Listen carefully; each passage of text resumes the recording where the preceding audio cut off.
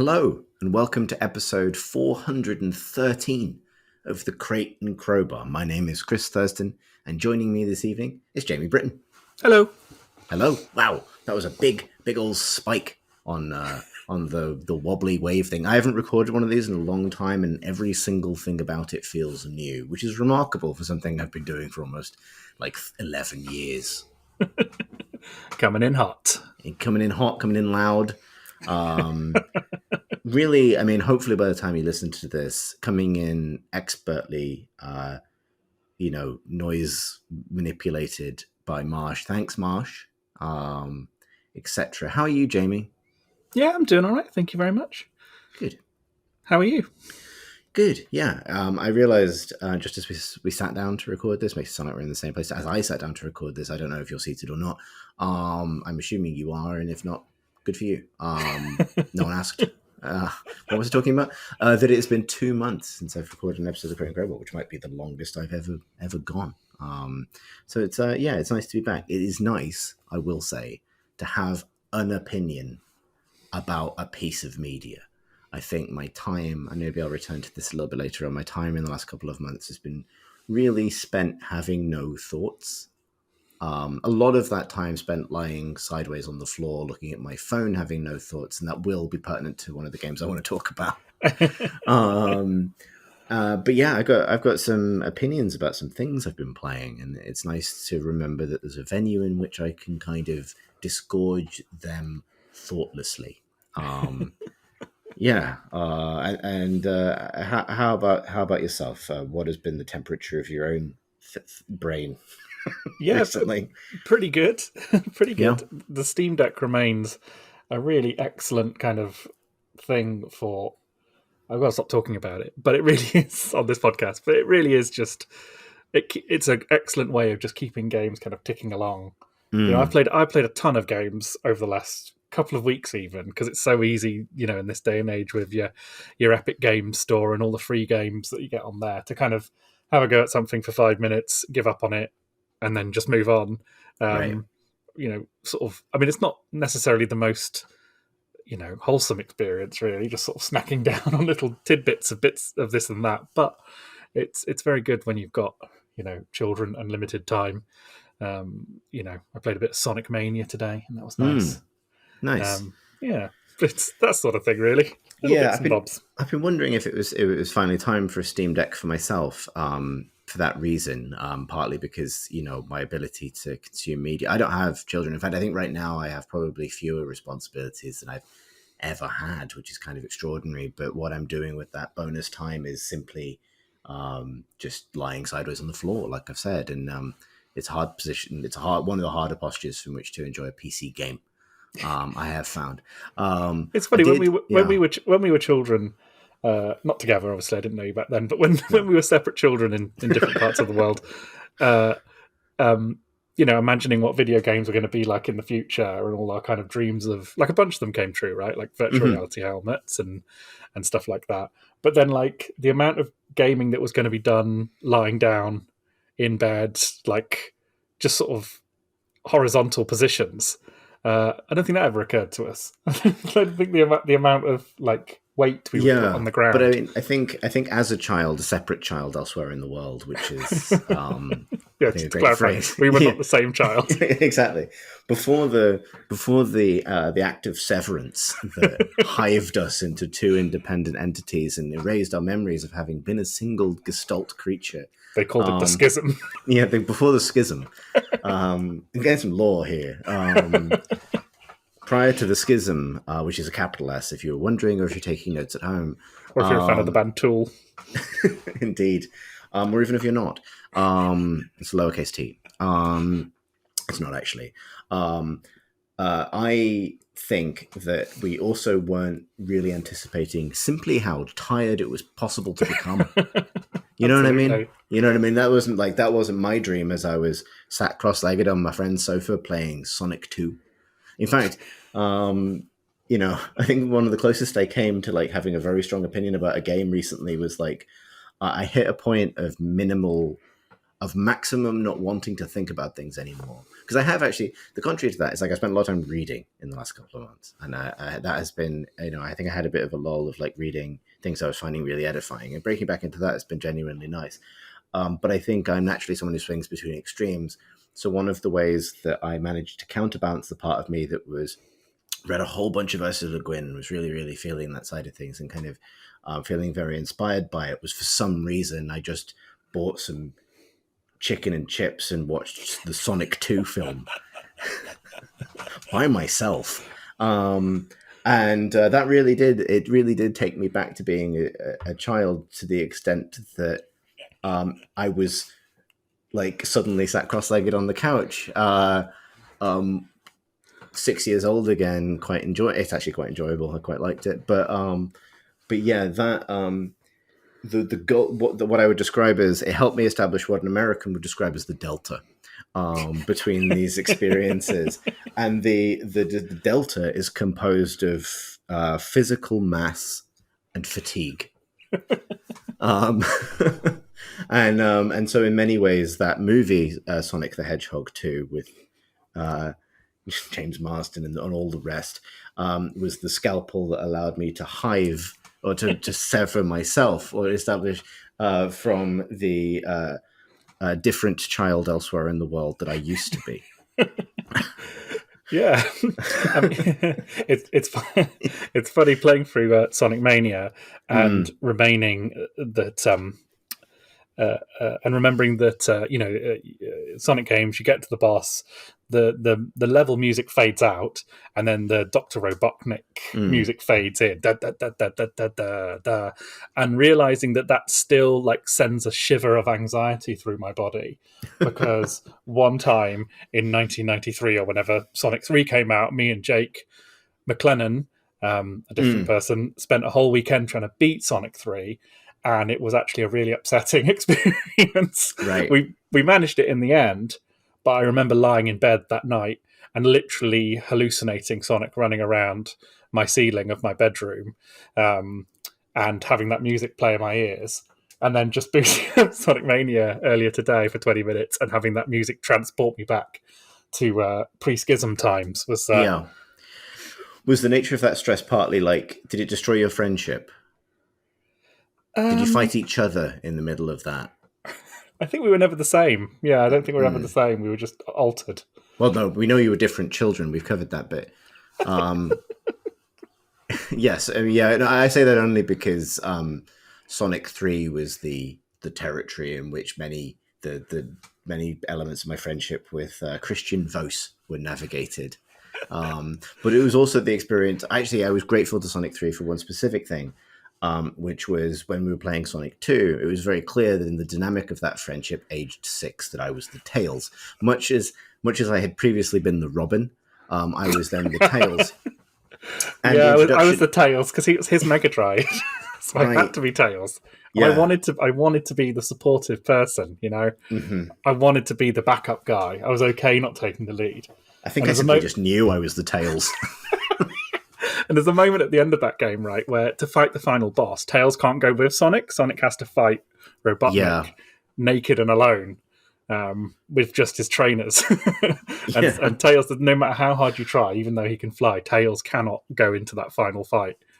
I think that was the moment when I finally grew up. I do know exactly the feeling you're referring to, which is kind of extraordinary. I've not felt that in a long time. But I was grateful to Sonic 3 for the introduction of Knuckles, who is actually also present in the film Sonic the Hedgehog 2, played by Idris Elba for some reason.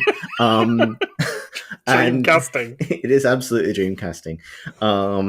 And obviously, like, as soon as Knuckles became playable, it gave me an option, you know what I mean, to step up into a new role, really in myself, but also in particularly in that friendship dynamic, which was not possible for us in the Batman universe that we previously ran around in, where I decided eventually to be Alfred as an attempt to escape. Interestingly, not to tie a huge bow on this or anything, but right as we crossed over into the new year, I spent the new year at a fairly demented party that stemmed out of an evening performance of an immersive theatre show by the theatre company Punch Drunk. I saw the latest show, which I've seen a few times. Then it became a New Year's party. It was amazing. I was there with my sister and another good friend, and I asked my sister afterwards. We were discussing like what 2023 might bring, and it was like, it has to be, different. It has to be, as a new year, and I don't want to put too much weight on the calendar year changing, but maybe, just maybe, this could be a different one. And she said, or it could be 2022 and Knuckles, which is like drilled into my mind now as a phrase. It's very good. It is very good.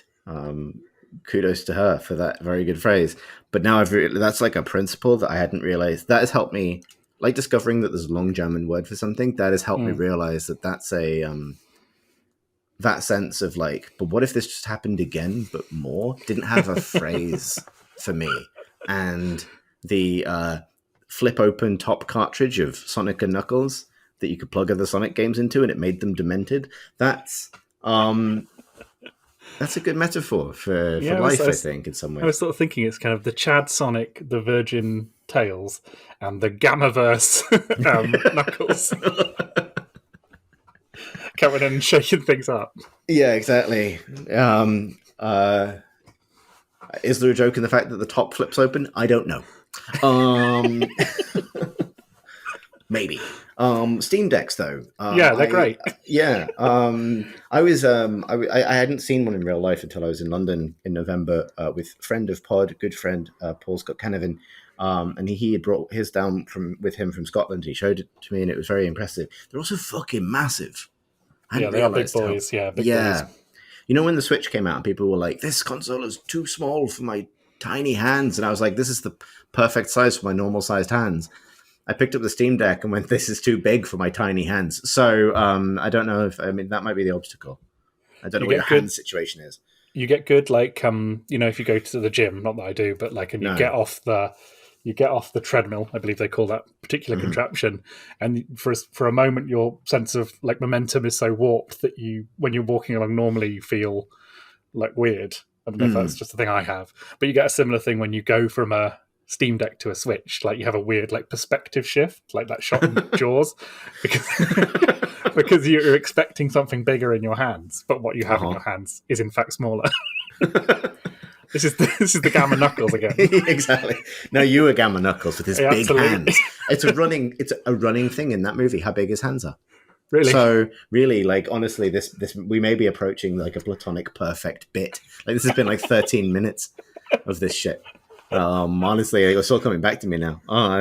It's like I've never been gone. Why is he called Knuckles? Because of his big hands, of course. Exactly. Yeah, his large knuckles. He does have large knuckles, and he used them to punch. And fly. It's not explained how he can fly. Sheer force of will. They're kind of buoyancy aids as well. That's the thing, right? Like, what a strange universe that is. And but I do recommend the film. I think honestly, it feels like. Have you seen it? Any of the Sonic movies? I saw the first one. I thought it was okay. Yeah, I thought it was okay as well. I think I saw it the same night I saw the Kenneth Branagh Death on the Nile, and I liked Sonic more. Yeah. And that's a specific meal, those two. They're both very rich and yellow, would be the way I would describe them. That's a very bad movie, the Death on the Nile. I was quite shocked by how bad it was. It was like one of these movies had Jim Carrey eating an entire set in front of your eyes, and that was a delight. And the other movie had a whole group of actors only allowed to nibble their little corner of it, and I felt that was a shame. I've seen that clip in Sonic 2. Is it Tim Robinson playing like the original trailer Sonic? Yeah, which I thought was very funny. I've seen a clip of that. That's good. Yeah, it's fun. Jim Carrey's really good in them. Like, I mean, I think I realized watching it that it was like, oh man, I would have adored this if it had come out in the 90s. And I think one of the reasons for that is because it feels like a kid's movie from the 90s, like the Power Rangers movie or something like that, where it's like, it's like, and it's interesting because nowadays they're not really selling anything. You know what I mean? Like, it's not like a toy advert of like the 90s Batman movies, for example. it's like they're really. I mean, I imagine they're merchandised to shit, so maybe they are. But like the kind of, it's something odd to me about this era of like nostalgia children's movies of like kids aren't going and playing Sonic 2 after this, are they? No. Are they? No, they're not. No. Oh, this, but maybe the young dads watching this are. Which maybe that's where the money it's is. kind of a weirdly half-hearted attitude to Sonic that they have. That make that Sega have anyway. Like obviously they had this game out this year, but like lots of bad games over a long period of time and no real sense of coordination. It's not like, here's the first Sonic movie and here's a really like definitive and new take on Sonic that all the kids are going to get into. It's just nothing. It's just tumbleweeds. Yeah, right. It's interesting. Like I was thinking about this the other day because I mean, like I really don't have a huge Nintendo connection in my soul, to be honest. And I've realized that like if I looked back on things that I loved as a child, that are still sort of knocking around in pop culture, like Star Wars and Sonic and Batman and Spider-Man and the X-Men. It's like all of these things are like 70 to 80% horse shit. Yeah. But I like them anyway. And it'll be interesting one day to try and chart the kind of what was it that made me go like, no Mario for me, mother. I have to play a bad game. And I think the answer might be honestly that I think I was just always drawn to them because they created a sense of a world that I didn't get from other things necessarily. A world with casinos in it and loop-de-loops.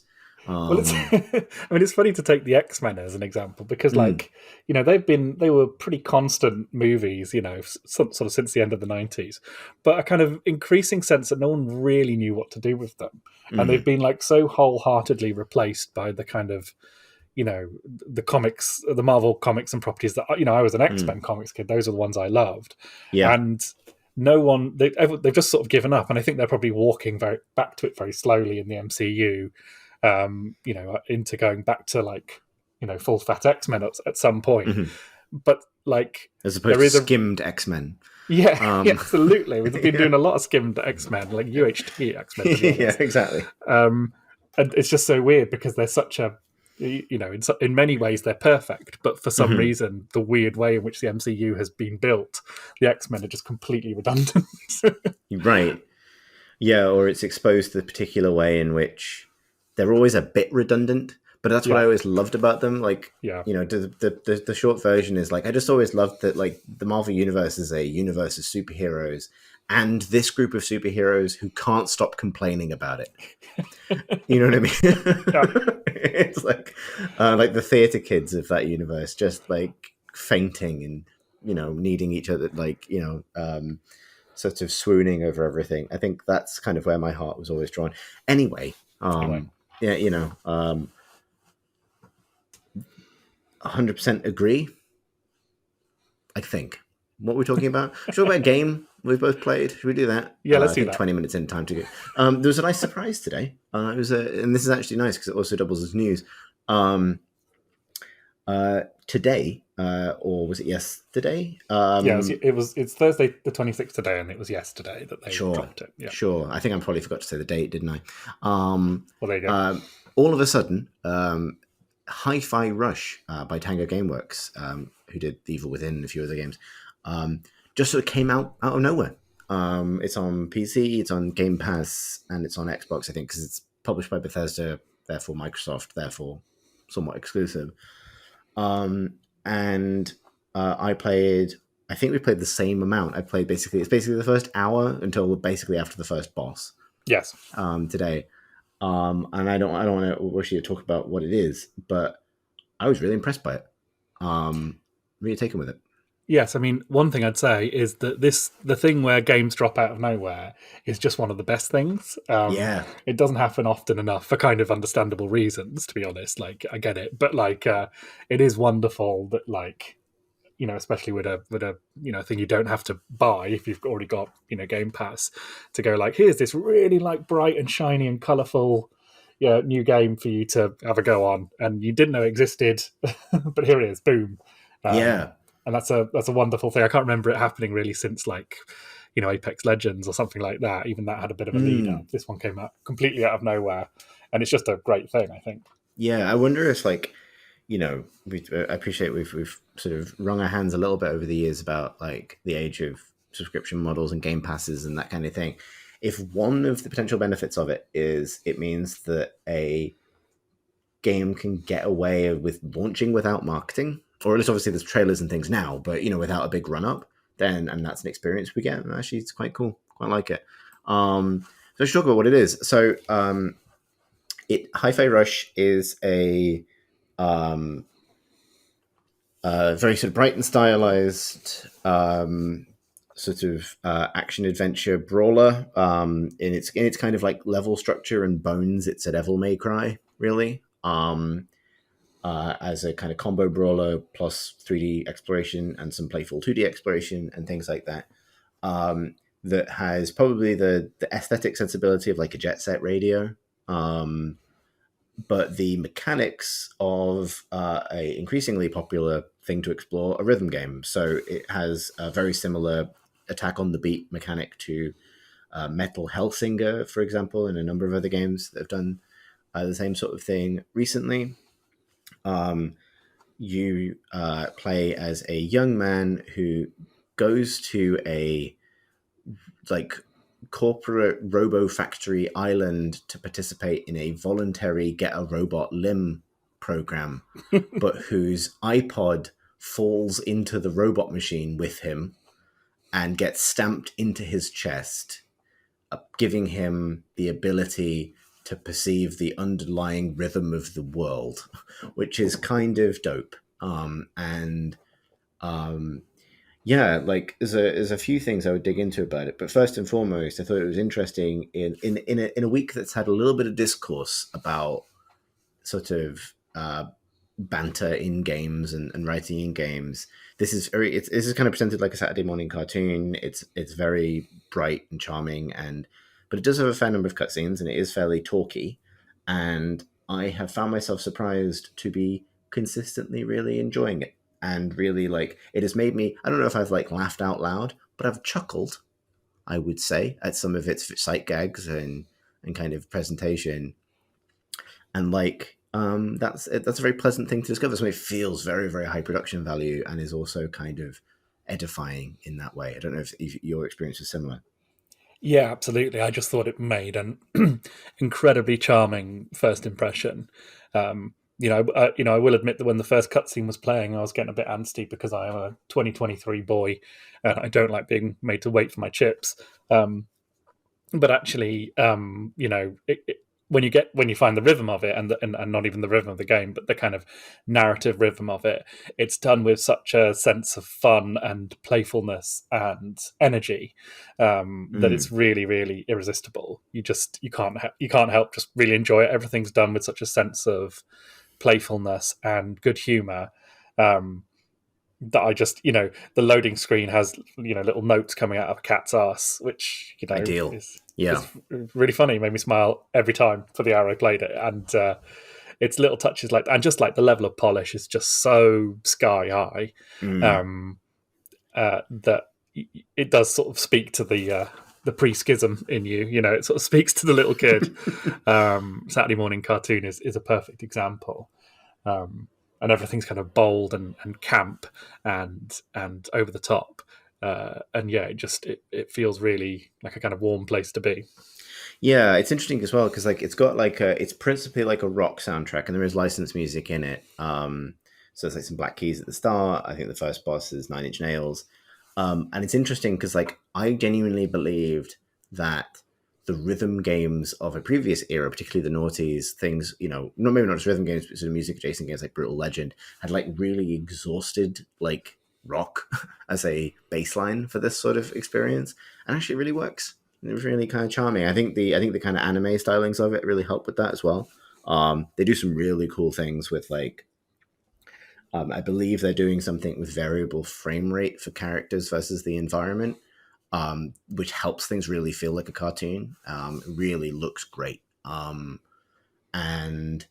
yeah, little details like, so, there's this beat underlying the level and everything. It's not just the combat system. Every single thing in the game is moving to that beat. So they've very cleverly synced up sometimes that's really like, apparent in terms of like, if you're doing a platforming section that has platforms that appear and disappear, they're going to appear and disappear on the beat or in relation to the beat in some way. But it's also like the motion of the trees, lights, other mechanical elements in the environment are all at all times moving to that rhythm. And it even kind of explicitly tells you, like, you can press select to switch on an actual like beat track that you can see, but it even encourages you not to use that because you can just pay attention to the environment instead. And if you are also confused, you have a flying robot cat friend that's also a metronome. So that helps as well. But yeah, I really like it. I thought it was like, it's the really clever thing it does that I don't think I've seen done before, is that your character acts on the beat anyway. So if you attack and attack enemies, it's locked into the beat, so it has a nice sense of rhythm to it. But your score goes up, and your special moves are more available if you hit the beat yourself. So I thought that was just a really clever way of kind of getting around the idea of perfect play for these games. That you're still urged to hit the beat perfectly, and there's kind of special moves to be had that way. But you're not, for example, if you're not necessarily someone who's finds rhythm that easy, you're not locked out of the game. You can still have fun, and I think the sort of margin of error on how you hit the beat feels very generous as well. And actually, I was playing it the only way I could on my Steam Deck over Xbox cloud gaming. And often rhythm games are no good over cloud gaming because of the lag and stuff like that. But it was actually perfectly playable, to the point where I wondered if they'd actually done a bit of work under the hood to optimize it, for that environment, because it felt, really, really seamless. Couldn't really tell the difference. It's like, I think maybe like I haven't quite gotten under the hood of it in terms of like really wanting to dig into the technicalities of its combat system. I'm trying to think of something bad to say, basically, but like, and I think the boss fight, that first boss fight for me, did expose some of what feels like the slight kind of some feeling of like slight imprecision, I think, in terms of like really lining up things in 3D space. But the vibe of it was also immaculate, and I really like that. The other thing it reminds me of is Elite Beat Agents, which is a game I adored. Like, that's the kind of rhythm game for the Nintendo DS, and it has some of the same spirit to it as well. I really love that playfulness and sort of sense of humor mixed with licensed music, particularly. I mean, what it doesn't have is like, I think my favorite rhythm game maybe is Thumper, which is just an extraordinary thing. And like the boss battles in that game, you feel like you've sort of had some sort of metal bolt driven into your brain that's sort of twisting round and round, and you're trying to sort of, catch on the rhythm of that. And it makes those boss battles some of my favorite things in games, I think, in Thumper, because you feel like you're being transformed into this like terrified robot trying to hit these mad rhythms, and you almost feel kind of mechanical as you're doing that, I find, because it sort of hurts your head in this way that kind of twists you into this form. Whereas this game's kind of, I thought that last boss battle lacked a bit of that. Like, that would, maybe it's something that the game adds on as you go. It'll be interesting to see. But more of an expectation of some kind of perfect play might be interesting, because I think, I was hoping that there would be, maybe a tad more kind of mechanical fireworks, or a bit more of a sense of reward for that last boss. But you really just have to, knock its HP down and do a couple of QTEs. And it would be nice if there was, the Devil May Cry games have that as well. Like, there's like usually a pretty simple sequence that you need to pull off, but it feels satisfying when you get it. Whereas this was just a tad too friendly. Yeah, it's interesting, but it's like I can see the value in that, though, because actually, like, there is, it's interesting that like a lot of my favorite games like this, I love in part because of the music anyway, right? That applies to Devil May Cry, including Ninja Theory Devil May Cry. It applies to Bayonetta, things like Metal Gear Rising, Revengeance, right? There's all of this is a genre that's always enjoyed like dropping a song during a boss fight, basically. And I don't think you necessarily need to be playing to the rhythm to find yourself playing to the rhythm in those moments. And so it's sort of interesting that, like, in a way, it works for me that this is also a kind of accessible way into that game, because it's also like talking about pre-schism living, or whatever it was that we're talking about. It's like it's a real video game they made. Yeah. Like it's just smacking boxes with your sword. That's it's a guitar. It's a flying V guitar to get sort of gobbly twinkly collectibles that you can use for upgrades, and then doing a double jump over a platform to see a funny robot. Like it's got a bit of Ratchet and Clank to it, I think, as well. Like I was just about to mention yeah. Ratchet and Clank. Yeah, it has that kind of that sort of vibe to it. I think this is a spoiler for the sort of last thing that happens in that first level, but I think it might be my favorite thing that happens. So skip ahead if you don't want to hear. But after you beat that first boss and he self-destructs and your character scrabbles to get away and then gets blasted by the explosion towards the screen. And then what happens is that time slows down and your character's scream turns into a growl and your character is just sort of slowly flying towards the screen while your score reads out just next to him. I just thought that was hilarious. Yeah, I really like that moment as well. Yeah, because it's the bit where like it would normally be like you strike a pose and the S rank appears and he's just like open mouth going "ah" as he kind of flies past. It's very good. Yeah, yeah. It was so good it made me turn off the game because I felt really satisfied by it. Hang on. What is that? Your reaction to something good happening in a game? Well, I guess what I mean is it felt like such a complete little nugget of a game. That I felt really comfortable in turning it off. Like I didn't feel like I had to play any more right that second. It felt like I'd watched a little episode of something and felt comfortable turning it off rather than feeling like I had to play more or. Yeah. I don't know if that makes sense, but like just that kind of feeling of like that was a really lovely experience that I can definitely go back to. But I've had I've had my chips now. I've had a big bowl of chips, right? And I'm pleased. It's striking to me though that like I would say, I mean, I respect that and I even admire it because I'm not sure that the traditional experience of like I've had some chips and one lovely nugget, I shall stop now, is how most people's experiences of nuggets work. You know what I mean? Like I'm pretty sure if more people were like you, McDonald's would be fucked. The thing is what you're not understanding is that in the time it takes people to decide whether or not they're going to have a nugget, I've already eaten all the nuggets. Right. I compress time in that sense. So I've eaten plenty of nuggets. Don't you worry. Okay. I mean, it's like I'm imagining some sort of like smart bomb nugget destruction alt. Yeah, I would say that's my superpower, definitely. Cool. I'll segue from that later. I'm going to segue from that in like half an hour. You're going to put that segue in the bank. Yeah, exactly. Can you bank a segue? I think you just fall off. Was this?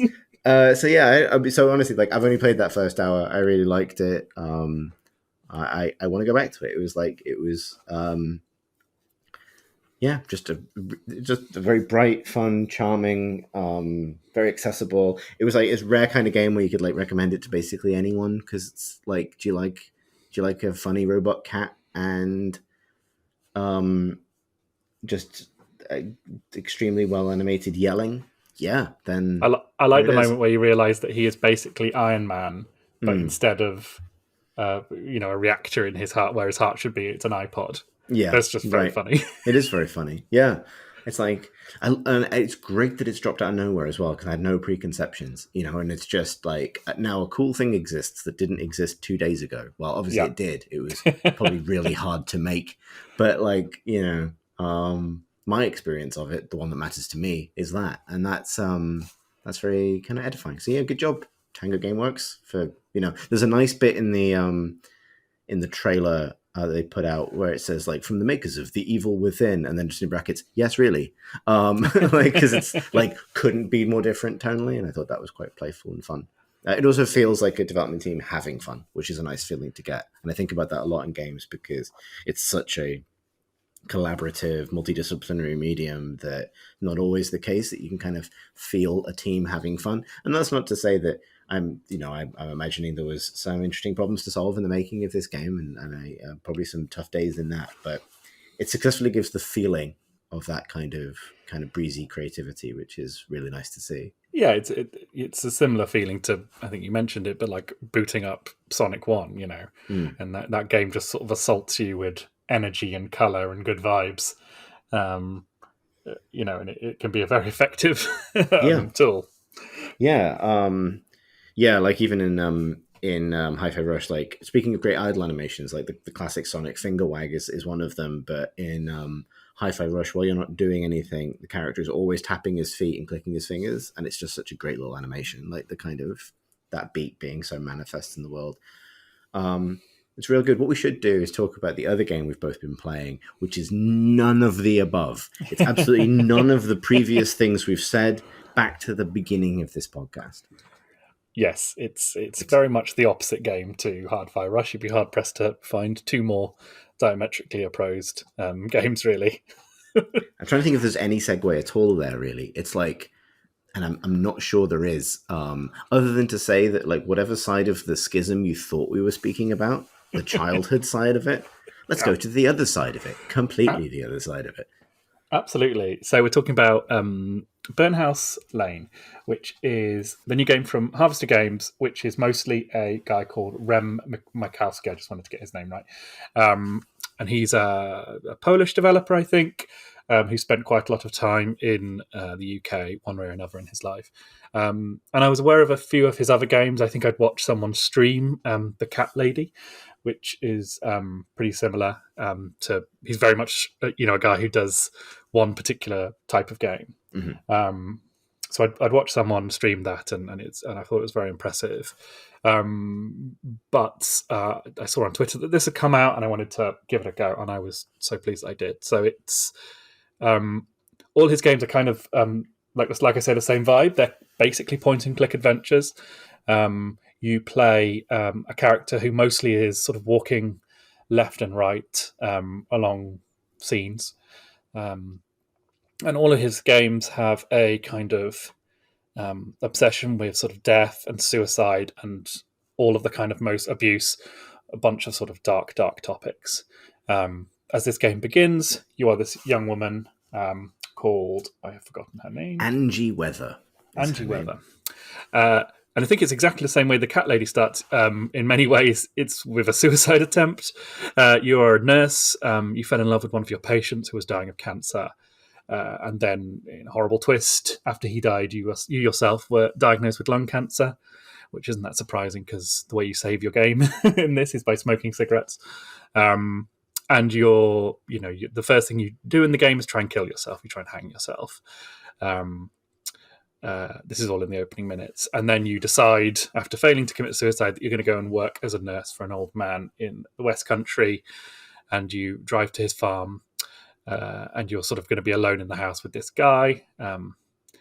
And like all his other games, what happens sort of early on is you get a kind of exposure to a sort of David Lynch style other place, which is the Burnhouse Lane of the title. And you're given the task of, well, I'll just say you're given a task to complete by an entity that you find there. I was so impressed by this game. It really caught me off guard. Even though it has an incredibly bleak sort of lens in kind of everyone is a serial killer in this game. Everyone's suffering from horrible things are happening to them, or they're going to do horrible things to other people. I found it to be a really emotional and vivid experience that I found really quite powerful in the end. I think part of it is that I've been thinking about this a lot over the last few days. I'm thinking about what it is that I responded so much in the game. And the word I keep coming to is adolescent, which is a weird word to use because it sounds like a criticism, but it's really not. I think I find it adolescent because it has a kind of obsession with the bleak side of life and the kind of the most horrible things in the world, death and abuse and murder and all the worst things. But it also has an adolescent hope to it and an adolescent sense of expressing yourself in the way that only you can, a really personal sense of expression and a really personal take on the world that is in no way like platitudinal or condescending or pat, but is just a really sort of bleak and beautiful take on the way someone sees things. And I was so taken in by the game, and the characters you meet in it, the game does a very clever thing of like when you meet someone or you meet a new character, you make an assumption about them, and the game doesn't do a really sort of simple narrative twist on that of like, oh, actually, this person's not so bad, or actually, this nice seeming person is actually terrible. It is more confident and more weird than most games would be, and allows these characters to be troubled and imperfect and unresolved in their lives in ways that I just think is really unusual to see anywhere, to be honest, in TV or in games.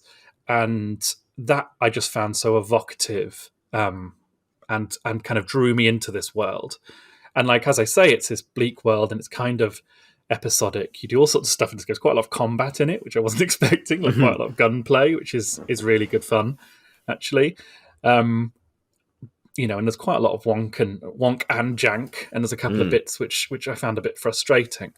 But actually, in terms of the story it told and the kind of characters you meet and the themes it evoked, yeah, I was just so deeply sold on it. And really engage with all the characters within in a way that I can't quite remember feeling about a kind of game of this sort of scope. I think another thing I really loved about it is the voice acting. It feels like most of them are non-professional actors, or they sound like non-professional actors, and that again just makes it feel really personal and real, rather than feeling amateurish in any way. Really, it just feels incredibly individual, and I keep finding different synonyms for that word, but it just felt like a single person's expression of how they felt about the world, and not a single person trying to explain how they think things should go or things should be. So yeah, I was just knocked out by it, to be honest. Awesome. What did you make of the writing, of interest? Really good. I mean, actually, I saw on Twitter he said he wrote a script for this game that he normally doesn't, but he's actually he wrote it as a screenplay essentially and had a look at it. And I've read a lot of scripts in my time, and I've read a lot of bad scripts. And it's not a bad script that he's written. The dialogue writing isn't necessarily the most sophisticated, but what it is confident. It's confident enough to let things lie, to not resolve things constantly, to not have its characters try and get in front of you.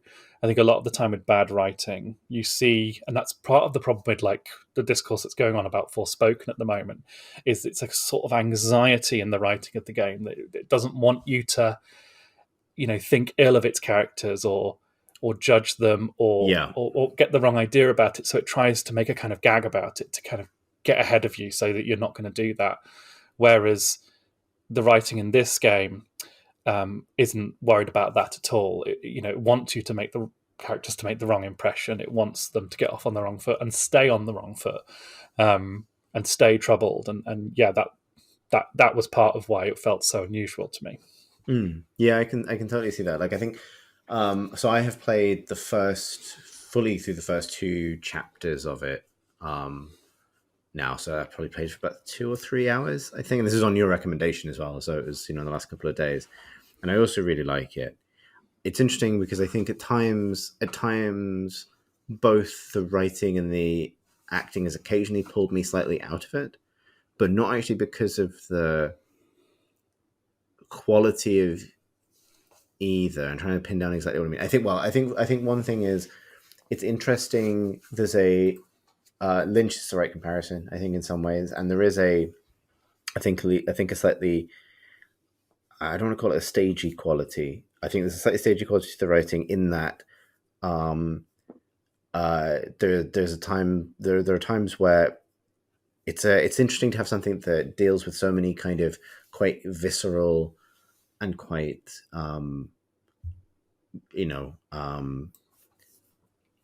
real feeling issues in people's lives around illness and so on, but to also have characters who speak in a fairly unpacked expository way, as if they're kind of sometimes talking through their own stage directions a little bit. I don't think it doesn't work, but it's sort of an interesting sort of stylistic thing that doesn't always land for me, particularly when coupled with the feeling that like sometimes I felt like I could feel the voice actors in their isolated booths or at their desks or wherever what it was at the performances that were recorded, sort of not quite talking to each other, if that makes sense. You know, that it does sort of feel quite kind of lonely in that way, like it's not really kind of connected. But I would agree with you in saying that, like, that kind of creates a quality that it has, if that makes sense, rather than it being like this would have benefited from like a more professional setup or a slightly tighter script, even though I probably would argue that it might in some cases.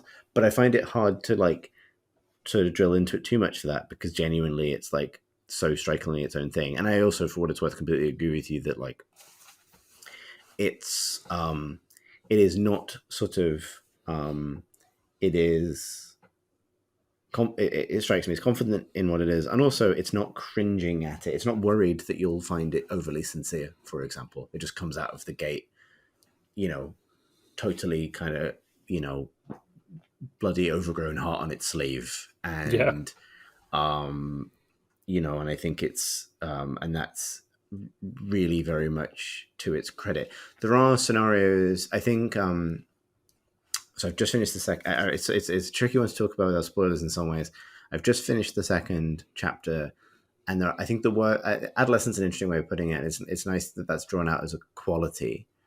I think there are some situations or some sort of characterizations that I've just encountered that I did find like a little, not, I don't want to say goofy, but sort of so big as personalities in this world that they took, not that they took me out of it, but like I was sort of surprised by how theatrical it could become, if that makes sense. And I think that might be because from the beginning of the game, which does start, as you say, with a very bleak, very grounded in the moment depiction of someone's suicide attempt, which is enormously loaded, and then goes on this journey to this other place and this increasing level of the fantastical, etc. I think I was constantly going through this journey of trying to sound out like, well, where are the boundaries of this? Like, where are the lines? Like, where should I expect it to go for high melodrama versus something more quiet and personal? And I think in that second chapter, some of it's sort of like big swings in terms of like real spectacular horror melodrama were quite surprising to me. Like, I wasn't expecting it to go that far. I think the best way I can explain this for the benefit of people who might not play the game or without spoilers is to say you're basically told, I don't think this is a spoiler, you know, be on the lookout for a bad person, basically. And that's against the backdrop that you've already said, Jamie, about like this kind of a world where everyone's somewhere on that, you know, journey. And I think that put me in this mode of like, let's pay attention to the details. Let's really watch this, both with my like, you know, analysis brain, like what cues is the script giving me, what is the language of the characters giving me, and then also like let's in an in-character sense, let's approach this more cautiously. Like, what does this mean? Do I have now like a lens of suspicion over all the people around me?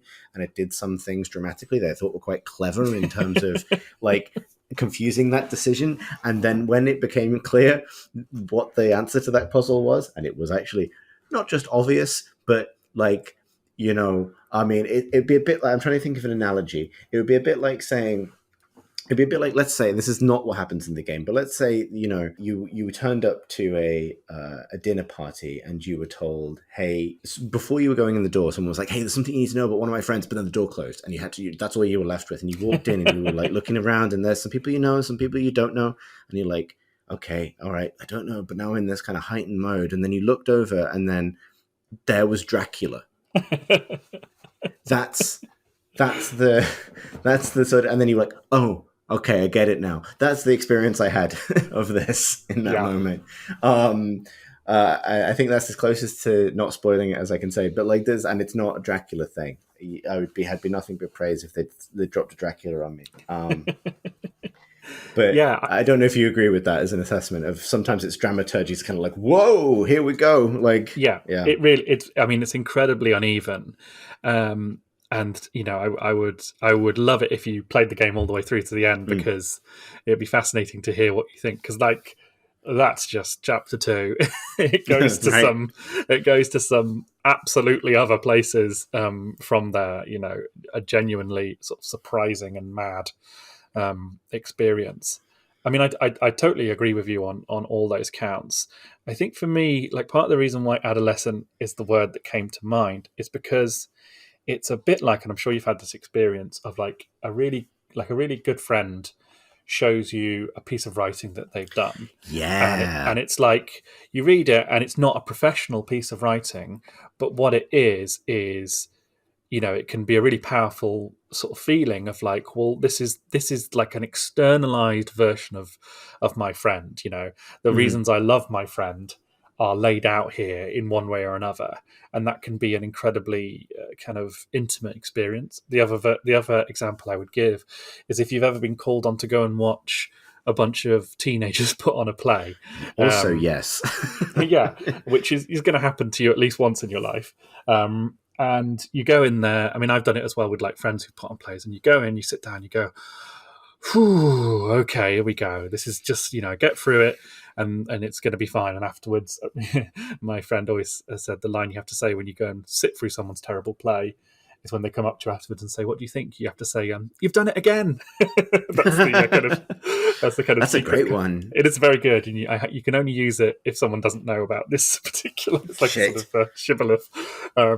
Yes, but if you've ever done that, as I have, and then you watch the play and it's amateur and it's obviously not the highest quality, but you end up and you come out and you go, you know what? That was fucking fantastic. I really enjoyed that. Not because it was high art, but because it was people doing something earnestly that they care about, and for all its fuzzy edges and flubbed lines, the humanity and the strength of feeling behind it shines through. And I think that's what I felt with this game. It's one of those weird examples of something where the sort of bits about it which don't work become sort of part of the experience for me. Characters are literally standing around talking about their feelings quite a lot in this game. Yeah. In a way that you would, any editor would look at that script and say, well, these characters are just stating their positions. They're stating their narrative positions, and they're doing it repeatedly. Why are they doing that? And they'd have a point, but also I think they'd rob the game of some of its kind of more numinous moments. It would be interesting to see, how you found the rest of the game, because for me, I think I felt very similar, including with that example you mentioned about Dracula at the party. But that became less a problem for me as the game went on, as I kind of started to buy into the logic of it even more. But I can totally imagine someone just getting increasingly more annoyed with that aspect of it. Yeah, and that example is really resonant. Like, because I actually had that experience fairly recently of going to a first screening of a very, very indie folk horror movie that a friend of mine had a non-speaking role in, and I really enjoyed it. And it was that thing of like, even though it wasn't perfect by any means, and genuinely being in the pub afterwards with the people who made the film, being able to say honestly, like, I had a really good time, and also. And this is something I feel genuinely, and it's not a line to kind of use when you've seen someone else's play, but like I find myself increasingly grateful for people who've just made a thing. You know what I mean? Like we've made, just the act of completing a creative project or putting something out there is pretty much always something to celebrate, particularly at that level of kind of enthusiasm and kind of personal stakes as well. So yeah, actually I hadn't thought of this in that light, but now that I am, I think I kind of gloss even more of its sort of rough edges and so on. One thing I would say, just to sort of like, rather than to talk about kind of like some slightly caveat laden things, is I think there's a lot of pretty great kind of production design going on in it.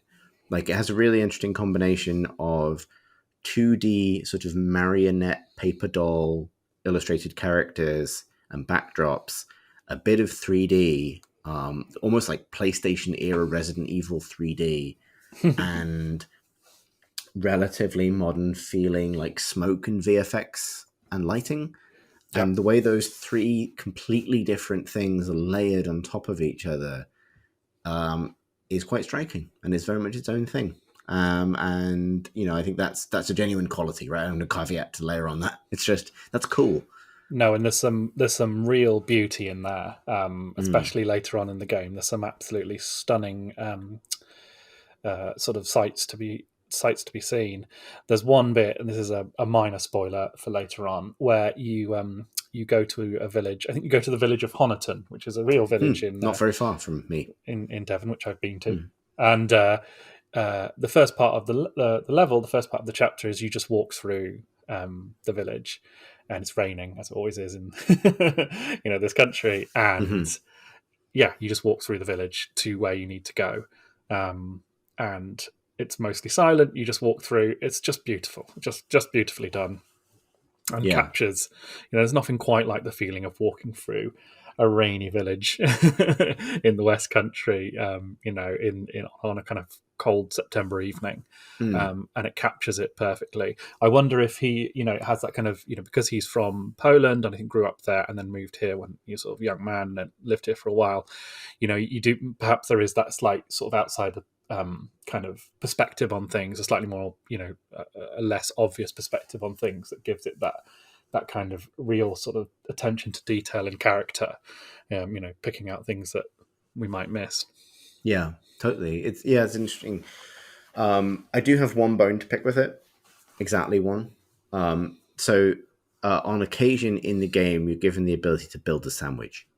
There's a sandwich construction minigame. I think I might know where you're going with this. I'm going to make a little bet with myself to see what this particular bone is.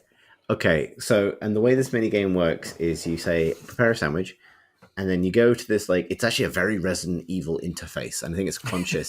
It's like a plate and a knife in a spotlight. The kind of the Resi typewriter zoom in kind of thing.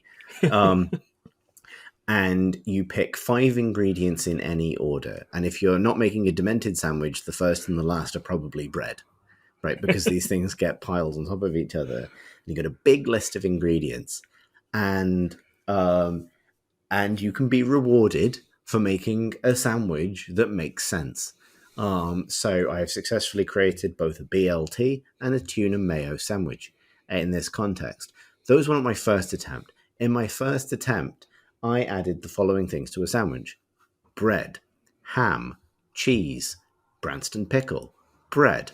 That to me is a fucking ordinary sandwich. And when I pressed confirm, the game went, "You've made a weird sandwich." And I was like, no, I fucking haven't. No, I fucking haven't.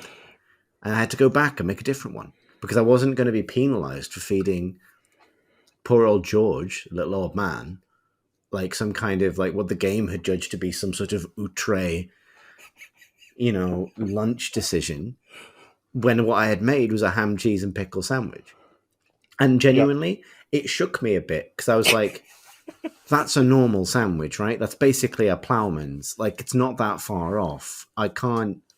Am I wrong? You know what I mean? You start to get that, I start having these visual, I'm having the game loves to flash imagery right in front of you, kind of sort of in the kind of psychodrama kind of way. I'm having this flashback to the meal deal shelf at the little Sainsbury's down the road. And I'm looking, I can see in the packets, and it's that's tuna mayo, that's a BLT, that's a chicken salad sandwich, that's ham, cheese, and pickle. This is a sandwich kind that there is, and you've given me all the pieces to make it, so why doesn't it work? Anyway, that's my only real problem with the game. But maybe it's also an incredibly effective piece of horror programming to kind of destabilize. Here's me standing in the doorway of the fucking Chapel Perilous with my cheese and pickle sandwich, wondering am I have I simply gone through my entire life believing that this is normal? I feel like it's sort of it will turn the most hippy dippy Glastonbury going Trotskyist into a raving British National Party supporter if you criticise the way he makes a cheese and pickle sandwich. It's just something, as Brits we absolutely feel we have total command Hang on, of. am I the Glastonbury going hippy dippy Trotskyist in this analogy? Because I'm Yeah. delighted if so. Okay, Yes, yeah. you are, and you've made a cheese and pickle sandwich as an Englishman is wont to do, and someone's laughed at you for it, and that has transformed you into a Daily Mail reading nationalist nightmare. I can't believe it. You're absolutely right. Shit. I've got to phone James O'Brien or something. I don't know. Yes, you absolutely ring James O'Brien straight away. Oh, fuck.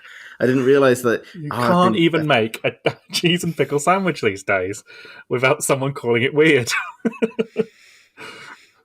Is it weird? Oh, God. I didn't realise I thought... Well, the old man thought it was weird. He still eats it. He does still eat it. Yeah, but I didn't want him to think it was weird. Which is the real tragedy. I made him a BLT in the end after that. I like a BLT. I mean, that wasn't like a great hardship, if anything. I just felt slightly guilty that the cheese and pickle sandwich had gone to waste. I think in my head canon I ate it. Because it's a perfectly normal sandwich. Yep. Sorry, I can't keep saying that over and over again.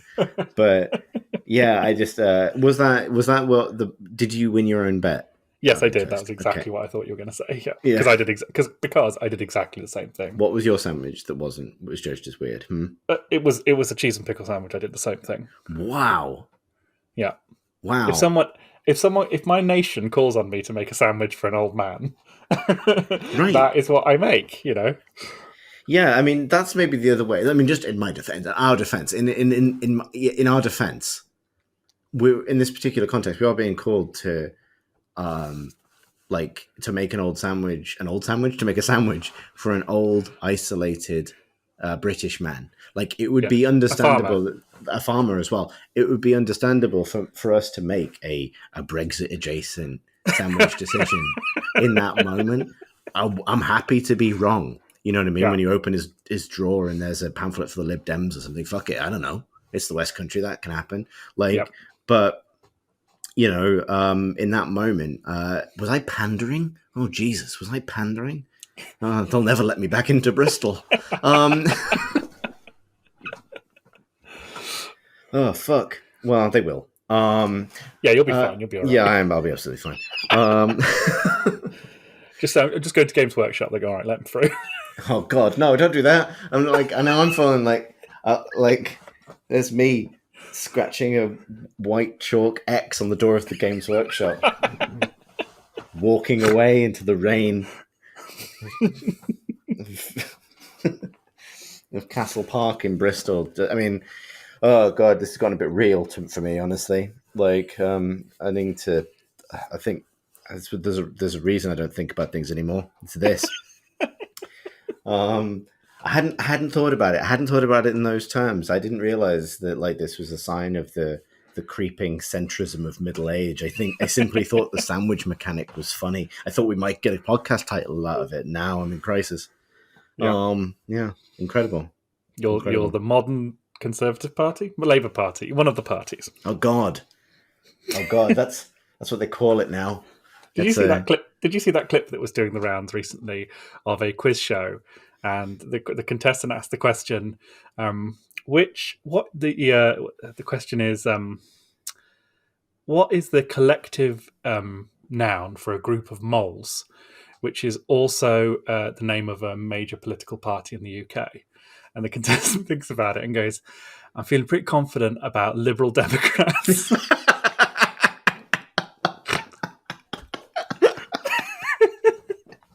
That's really good. That's fucking great. What is the answer? It's Labour, a Labour of moles. Oh, is it? Yeah. I didn't know that either, but a Liberal Democrat of moles is just exactly. A wonderful notion. Do you think his Bath has a nightclub called Moles, and there's also a Lib Dem safe seat, and now I can't unpick those two things. Well, it's not that safe. But yeah, incredible. Bath has a nightclub called Moles. It's quite famous, and it caught fire. And that's back. I was in there late last year, and I think me and my friends were the oldest people in there by 40 to 70 years. It was awful. And we're all in our 30s, which is the remarkable thing about that. Oh man, yeah. I mean, it's funny that I feel so exposed by that sandwich thing. And I've enjoyed the rest of the game. Burnhouse Lane, if you were wondering what it is that we'd be talking about. I like. It's interesting because I think I don't know if this is too much of a read, but I get the impression like you said in our chat that you thought it would be like a Marmite experience, and I completely kind of agree with that. Would you? Well, I guess you have recommended it, but like, would you recommend it to people? That's the interesting thing to associate that I would put alongside the qualities that you've already pulled out of it. Yeah. I mean, I absolutely would recommend it. I mean, I it hasn't been reviewed by any of the main sort of publications, and I think it does deserve to have a bit more exposure because I do think it might be a Marmite game, but I think even if it really annoys you, you're going to have fun with it. Right. Like, there's enough kind of sort of grand guignol sort of gore and madness that I think that some of the scruffy bits you can just sort of laugh them off, really. Like, it's deep sense of sort of earnestness and that's all fine, but there's also mad bits in Monster Town with horrible gribbly things and some really good like supernatural touches that I can't imagine anyone not enjoying. And the puzzles do that great thing. I mean, there's a couple of puzzles which annoyed me later on that I had to actually look up. Like, there's one puzzle that involved needing to know what time of year the game was set in, which you can find out by looking on the fridge in the farmhouse. But where you are when you need to solve that puzzle is nowhere near. You can't go there, so you just have to remember. And I'm an idiot, I can't remember, so I had to just look up the answer to that one. But generally, the puzzles are the kind exactly I like, where it's just like, do two things. Do two things in this order, and we'll sort out the rest. And I always enjoy that as well. Like, it makes me feel clever. When I am, as I've stated, an idiot. So I think everyone should play it. Really, I think it's a real gem, and there's nothing else quite like it. Yeah, so I definitely would recommend it. Yeah, I think I would as well. I think the only caveat I would put on it is, I mean, the game itself is kind of plastered in warnings, but like, there's like two layers of trigger warnings on the title sheet that you have to get through. It's like, here's some triggers, you press space bar. It's like, here's some more. And I think you need to be ready for like two different tiers of like experience. One is, as you say, the kind of like Grand Guignol, like gore, Monsterland kind of horrendousness, and the other is the kind of bleak depiction of real suffering, right? And so I can imagine if either of those are really off-putting to you, probably don't play it, because it's both. It's not like one cancels out the other, you know what I mean? It's like, you can definitely skip this one if that's your vibe and feel no guilt about it. It was interesting, actually. I was thinking about this earlier, that we did our the first podcast we did together, we did on Midnight Mass, and then Mike Flanagan did another show in the middle of last year called Midnight Society, Club, yeah, Midnight Society, something like that, which is like a YA book, a YA series from the sort of 90s, I think, which someone involved in the show, I think Flanagan wrote it with another writer, clearly really loves, and just like all his shows, it's incredibly it's put together with a lot of sincerity, like huge amounts of sincerity, which is what, for me, and I think you as well, made part of what made Midnight Mass so good. But in the Midnight Club, which is about a sort of basically a hospice for teenagers who are all dying, and it's about them trying to sort of unravel their own mortality.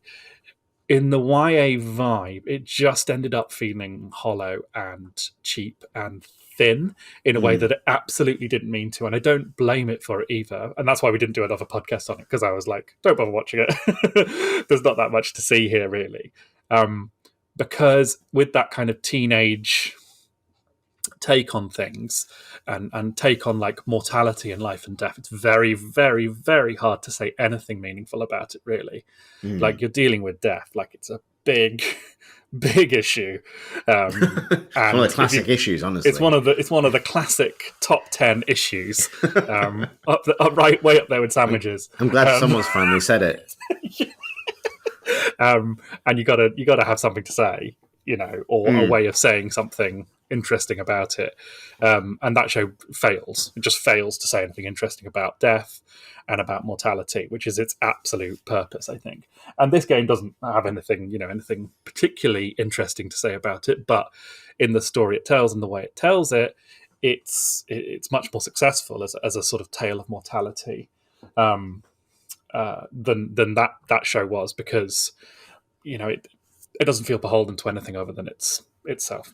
Yeah, I think the other thing is, like, I really like its aesthetic, but it's something that occurred to me when I was playing it today, actually at lunchtime. Was I think its aesthetic more than anything else reminds me of, how in this country an effort has been undertaken to make cigarette packets deliberately unappealing. Mm-hmm. So they're all like a kind of green, brown, gold color with a warning label that will have like a pretty grotesque picture on it of like a cancerous growth, a vein full of tar, an eyeball, or like a sick child. Like, they're pretty grotesque, and they're pretty, horrendous. That, I think, is like a good kind of touch point for like what this game can feel like at times. Like the really, that kind of deliberately off-putting sense of, kind of bleak, too well lit, kind of grotesque side of life, if that makes sense. Yes. It's funny because the people in it and the characters in it, for the most part, look, very much like, most of the people I encounter. They're just like real people. It's like normal people. But in a game, that obviously renders them as kind of grotesques, because we're so used to seeing people being incredibly, shiny and well put together. But actually, it gives this kind of hyper real quality that kind of situates it there really well. Yeah, completely. And like the sort of that paper doll animation combined with that is also very uncanny at times, yeah, well, lots I could say about it. It'd be quite a fun one to talk about with spoilers in some ways, but maybe we should simply talk about it when I've finished it. Yes. I have another game that I was going to talk about, if that's all right. Is it a dark and existential meditation on the nature of life and death? I feel like this is the other slice of bread to go on the other side of the sandwich we've been making in this podcast. Put it the that darkness way. Sandwich. The darkness sandwich. Yeah, we've found our kind of bleak, horrific kind of slice of meaning, and we've sandwiched it between two pieces of the whitest bread you can find.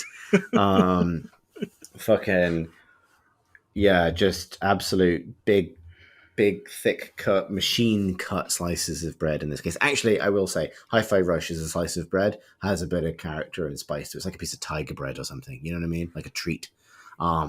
Chris, I'm scared. This is a frightening sandwich you're describing. Where one side is tiger bread. What's going on? They've got tiger bread. Then we have despair. And then we have... Look, I've learned that I can't be judged anymore. Right? The last time I built a sandwich, I drifted rightwards with alarming speed. This is a sandwich having a nightmare about itself. Right. Yeah. Yeah. This is a sandwich that. Well, it's incomplete because I have yet to reveal the final slice of bread, which is also a mechanic in this game. So I am about to flip Marvel Snap onto the table. A machine-cut slice of perfectly square American bread. I assume they have that. And this is it. So when I said that I've been lying sideways on the ground for a lot of the last 2 months, just sort of looking at my phone, this is what I was doing with a lot of that time. I was playing Marvel Snap. And actually, I think it's really good, with some caveats. I think the reasons it might annoy or off-put people are completely the opposite for the reasons people might be annoyed or off-put by Burnhouse Lane. I feel like in some ways this sandwich we've built has something for everybody, by which I mean it makes sense for no one.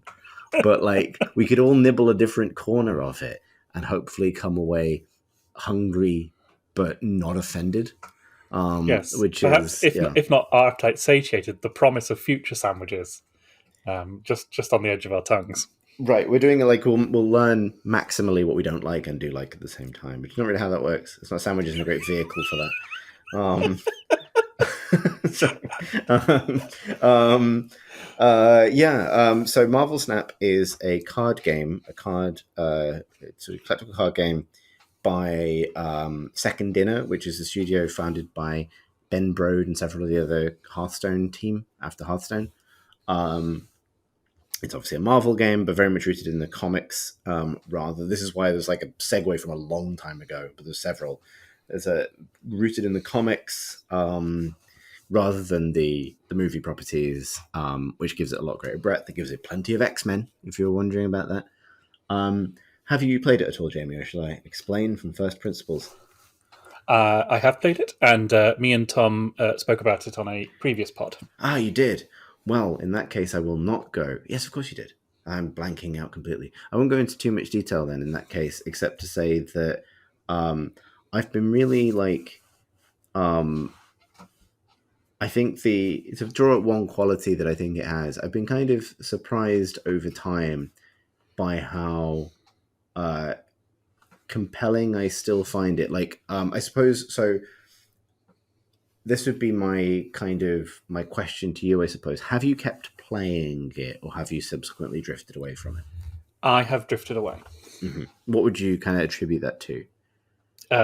My mutant ability to go out of phase with reality. No, I Alice Shadowcat. No, I no good reason. Like, I was really enjoying it, and I'm also very confident I will go back. Like, again, it's a bit like that feeling with Hi-Fi Rush, where like I'd had my fill of it, but there wasn't any anxiety involved in my decision to sort of step away from it for a while. It's actually a confidence knowing that I can go back without having missed too much, which is the absolute opposite of the way I've often felt about any kind of collectible based game. Yeah. Yeah, it's interesting because I've definitely like hit the point of like maximum grind with it now. Like, I don't know what yardstick this is, but like my collection level is up in the 900s or something ludicrous, and that means that like I've lost a little bit of control over how my kind of collection of cards expands. But what I am finding kind of impressive about it, I'm kind of glad that I don't have to explain it from first principles, but I think one way to understand it is like, given that I was the person who defended Artifact to the hilt for ages, it's kind of nice that someone's come along and made baby Artifact and made it work. Like a 3-lane card game where you just have to win 2 lanes to win. What I'm finding kind of consistently enjoyable about it is, and I don't know if you and Tom touched on this, but it's rare for me to find a card game that is willing to play quite and fast as loose as it is with presenting you with, for example, unwinnable situations. And, basically what the game is a huge pile of game mechanics, right? Like earlier when you said that your ult was to consume every, the smart bond chicken nugget kind of moment, that could be a card effect in Marvel Snap. We reveal that card and every chicken nugget vanishes. And that would be like what it's capable of doing, which I think so many games like this are incapable of doing or unwilling to do, is have that just create chaos within a sandbox, right? Based on tons of different scenarios. And something I've found myself kind of really consistently enjoying about it is how many bizarre situations it creates. And that it asks you to kind of strategize your way around or out of. And it's crucially the combination between like obviously the deck building element and the way your deck might be planning to play the game, and then the cards you draw, and then the locations that get revealed. So, to kind of recap in case people, didn't listen to the previous discussion, your goal is to kind of have the biggest score on your side of a lane. You're only able to have 4 cards in play at any given time in a lane, 6 turns maximum, and then the lanes themselves will all have special rules that are revealed one after another in the first 3 turns, which can be completely insane. Like the most extreme example is if you had a game where you've encountered Ego, the living planet. No, not yet. Ego, the living planet, plays the game. He plays both sides, and both players lose the ability to play cards. Amazing. And so the game becomes, because it has the kind of not gambling mechanic, but the push your luck mechanic, where you can, you can snap to double the points you'll either win or lose for winning the game, and then your opponent can snap if they think they're actually going to win and double it again. Suddenly you're in a situation where your cards in your hand are being played by the AI for you. And you can only try and look at your opponent across the narrow range of emojis available to you and try and gauge if they think it's going well or not. And that's wild. I haven't seen any game do something like that. It's really fun. Today I had a really funny one, actually, right before recording this, where the first space revealed was the space throne. And the rule of the space throne is each player can only ever have one card there. And it's so limited, you can't even move a card there from elsewhere, right? You can only have one card there. And so obviously neither of us play a card there on turn one, because we're going to have to save for our bigger cards later on. Because if we each only get one card, it might as well be like a big hitter. For me, that might be Devil Dinosaur, the dinosaur that gets bigger the more cards you have in your hand. I love that's one of my favorite cards. I think I've got him very shiny now. I've leveled him up a lot. He'd be a perfect candidate for the space throne. But then the next location revealed is fucking Central Park in New York. What Central Park does is deploy one squirrel to every other location. So now both of us fucking are staring at two squirrels on the space throne. And that's the space throne fucked, because now there's two squirrels on it. But then my opponent plays Cloak, a lesser-known Marvel character that I think maybe briefly had a television show. And Cloak allows everyone to move cards to Cloak's location on both players on the next turn. And I had to be like, send the little thanks emoji to the other thing, because he basically allowed us to both evacuate the squirrels from the space throne. Yeah, I see. Yeah, opening up the possibility for a future kind of like contest for that space. And it was like, that's a genuine memory. Like, card games, particularly digital card games, are quite bad for me at like creating like really memorable moments like that. But I remembered that one, and that's not just because it happened several hours ago. It's because it's funny. And like, there was another one recently, also very squirrel based, which was like, we had a Central Park. There's so many funny. So the other one that really gets me all the time is the Washington D.C. rule. Is if a card doesn't have any rules on it, like as in if like the theme is supposed to be like normal people are more powerful at Washington D.C., the capital of Earth, but this interacts slightly weirdly with the cards in the game that actually don't have rules, because they include like Cyclops, and it's like President Cyclops, a normal man, and his laser eyes, but the two most common neutral cards in the game are fucking squirrels, because of both Central Park and the character Squirrel Girl, who spawns squirrels in the other lanes, and rocks, because there's loads of things that can spawn rocks. Korg can spawn rocks.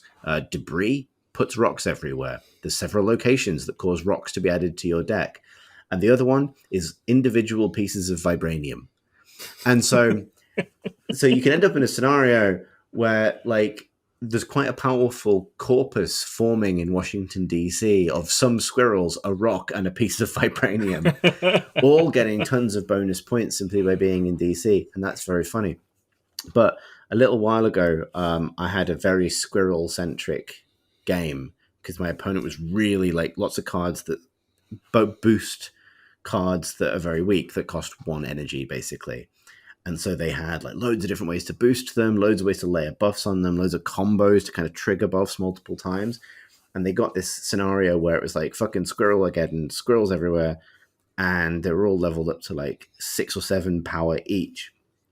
And I'd spent the entire game sitting on Killmonger, who's the villain in the first Black Panther movie, if you're kind of unfamiliar with the character otherwise. Oh, yes. And his rule is, when he plays, he kills every single 1-cost card on both sides.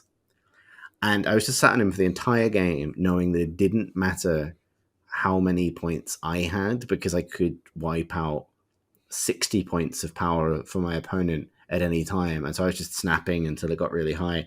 And it felt fucking amazing. like deploying that, and he throws like a big heavy knife into like every card because the effects are really cool. Yeah. And watching that, like watching the game hang because there was so many squirrels dying at the same time in Washington DC. Yeah. And then it hang for a bit, stutter, and then say your opponent has retreated was like kind of like, yeah, like knowing that somewhere in the world someone was like, I've got this one in the bag. I finally pulled off my perfect squirrel combo. Oh no, it's Eric Killmonger or whatever. He's killed all my squirrels. Classic Marvel moments. Absolutely. You know what I mean? Like, he's absolutely murdered all my squirrels. There's a fun one at the moment where I've been running a deck with Death in it. And the way Death works is she's very powerful, but she starts at like 9 energy. Like you could never play her, even when she's in your deck. But she gets cheaper for everything that dies in the game. So my deck, that's actually the deck that has Killmonger in it. You kill a lot of things. You can make her free even if it goes well enough.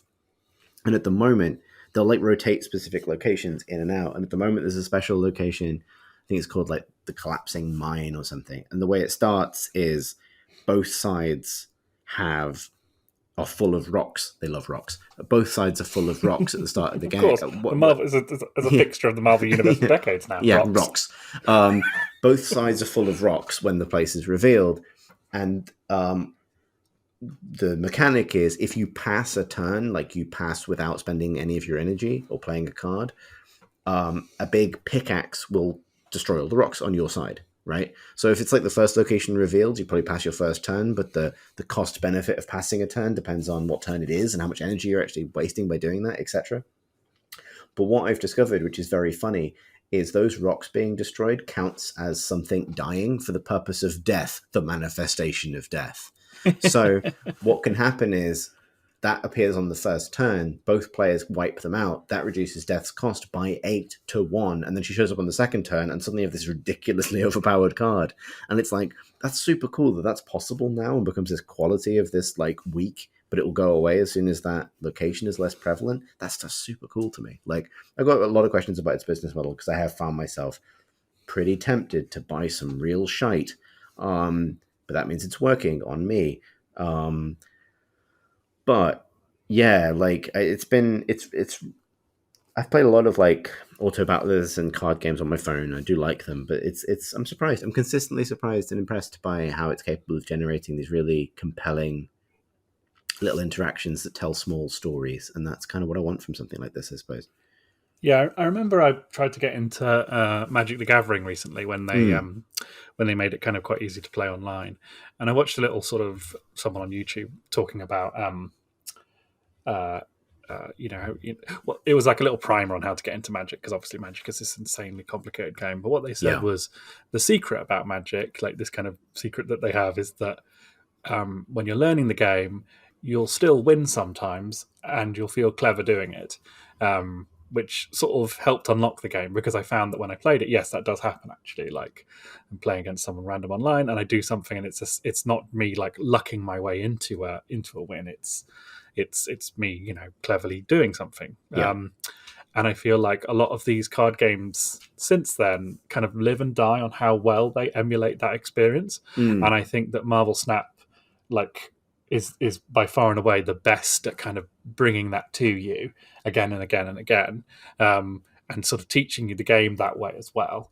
I just think Artifact didn't do that, and Marvel Snap absolutely does, and I think that's why it's done so well, because it gives you these little puzzles to solve that aren't, as you're learning the game, and I'm sure it's to do with how your match made as well, but still it just gives you a route through that for someone like me is extraordinarily, just gives me confidence as a player, rather than like making me feel like I need to, go and watch a whole bunch of YouTube videos about it, and try and optimize my deck and try and like look up decks online. Like I didn't do any of that stuff when I was playing. I just really enjoyed experimenting and trying things out. And even when you fail, it's quite funny, Right. especially if you fail by, you have that moment where you're like, oh, I've got my complete clutch move I can pull here, boom, and then someone pulls something out of the bag at the last minute, like you did with your many knived squirrel apocalypse. Yeah, exactly. And that's just, it's great. I think it's I think it's so impressive on that count. Yeah, absolutely. It's interesting. It's interesting because dare I say it, like it has that quality that I love about, in some extent, that quality I love about something like Dota, which is like pure systems chaos, right? Like not feeling balanced necessarily, but being kind of willing to kind of exist in that chaos space, so much so that individual games feel unrepeatable.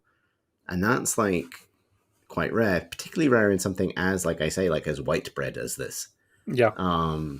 I guess the final thing that like there's a new location they added called the Rickety Bridge, which is the funniest thing to the funniest ones. So like I love the distinction of like, this is the Space Throne, this is Hell, this is the Rickety Bridge. The way the Rickety Bridge works is if there are two cards there, two or more cards there, everyone dies. And that's on both sides. So if your opponent puts a card there and you put a card there, both your cards die. And obviously that it creates some slightly weird interactions, like Colossus can't be destroyed. So for some reason, a metal man will always be safe on the Rickety Bridge. Don't understand that. But I did find a very funny thing, which is, and I often now, because of the prevalence of Rickety Bridge, always make sure I've got Sabretooth in my deck. Because Sabretooth's thing is, if he dies, he goes back to your hand and costs 0, which means that Sabretooth becomes an incredible utility when you're fighting over a Rickety Bridge, because you send him there to die, then he comes back and he costs 0 now, so you just always send him back to the Rickety Bridge, and it really pisses people off, I imagine. Like I can imagine, because every time you put anyone on the Rickety Bridge, fucking Sabretooth comes back and collapses the bridge again. And that's also very funny to me. Like I would read that comic where it's just his job is just to keep pushing people into a ravine and then falling in it himself. I'd read like a 60-part Grant Morrison comic, which was just that happening over and over again. Yeah, exactly. The Rickety Bridge is a metaphor.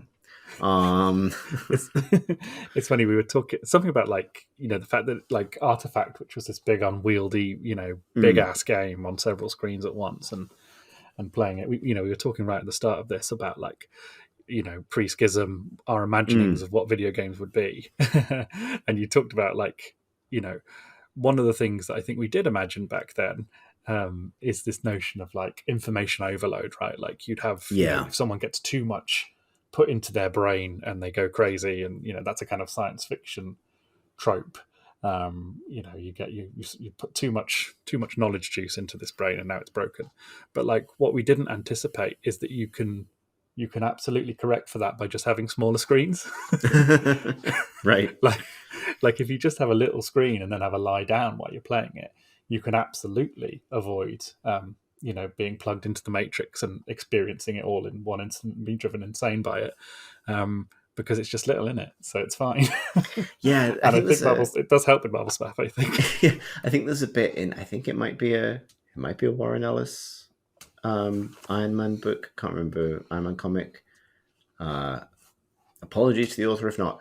Where to demonstrate how smart Tony Stark is, he is playing like, I don't know, 7 to 10 simultaneous games of chess with Reed Richards or Mr. Fantastic, and on like hollow chess, etc. Like across, and they're both in their various mind palaces.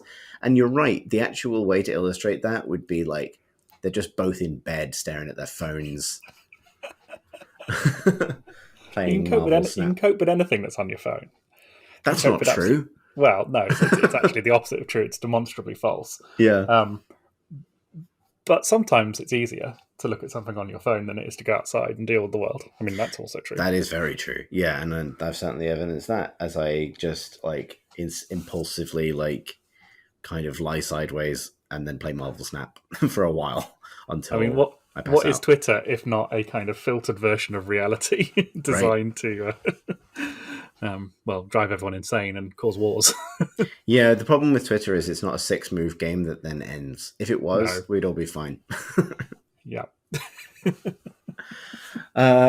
On that note, yes, I think that might be all of the podcast we've got time for.